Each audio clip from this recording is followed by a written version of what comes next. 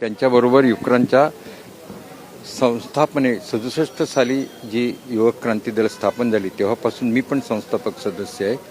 त्याचबरोबर त्यांनी अनेक चळवळी केल्या, काही चळवळीत आम्ही सहभागी होतो. त्यांचा वैशिष्ट्यपूर्ण गुणधर्म म्हणजे तुरुंगाला न घाबरणे हे त्यांनी तरुणांच्या मध्ये निर्माण केलं होतं.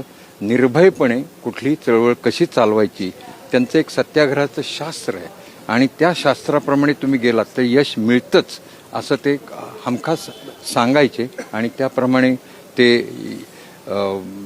नेहमीच जे सरकारी सत्ता जी असेल त्या सत्तेला नेहमीच आव्हान देत गेले. स्वतः आमदार होते.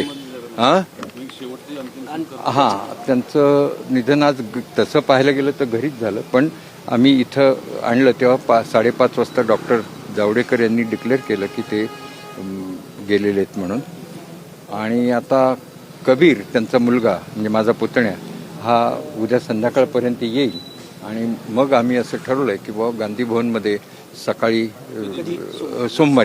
सोमवारी सकाळी आम्ही गांधी भवनमध्ये डेड बॉडी ठेवू, अंत्यदर्शनासाठी उपलब्ध राहील. तिथं लोकांनी अंत्यदर्शन घेऊन भेटीगाठी काय असतील ते येतील. अंत्यसंस्कार वैकुंठमध्ये याच्यामध्ये त्याच दिवशी 12-1 वाजता, सोमवारी 12 वाजता, 12:30 होतील कदाचित, वेळ लागेल.